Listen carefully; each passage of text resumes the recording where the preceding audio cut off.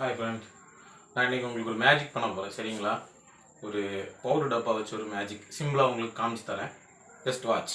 Okay, ஒரு powder டப்பா இதை வச்சு தான் நம்ம இன்றைக்கி மேஜிக் ஸ்டார்ட் பண்ண போகிறோம். சரிங்களா? ஓகே, பார்த்துட்டே இருங்க.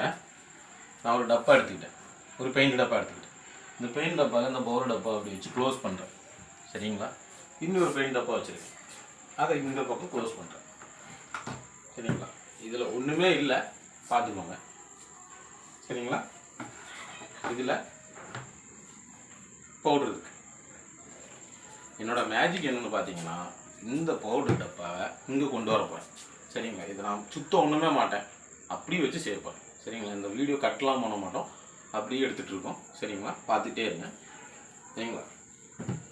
என்னோட மேஜிக் படி இப்போ பார்த்தீங்கன்னா இந்த பவுடர் டப்பா இந்த சைடு வரப்போகுது. நல்லா கிளியராக பாருங்கள். அதுக்கப்புறம் நான் ஏதோ கண்கட்டை விற்று காமிச்சிட்டேன் அப்படி இப்படின்னு யாருமே சொல்லிடக்கூடாது. கிளியராக பார்த்துக்கிட்டே இருங்க. ஓகே, இங்கே உள்ள டப்பாவை இங்கே கொண்டு வர போகிறேன். இதான் என்னோடய மேஜிக். Okay, please watch. இப்போ என்னன்னா, இங்கே இருக்கிற அந்த பவுடர் டப்பா இங்கே வந்துருச்சு. சரிங்களா? இதுதான் மேஜிக். ஆனால் இது வந்து நார்மலாக எல்லாருமே செய்கிற ஒரு மேஜிக் தான். நீங்கள் பார்த்துருப்பீங்க, ஒரு மெஜிஷியன் செய்வார்.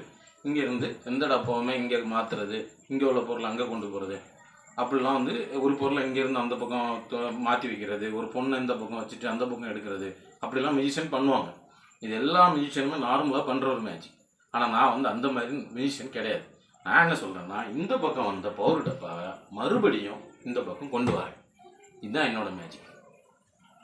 பாருங்கள்.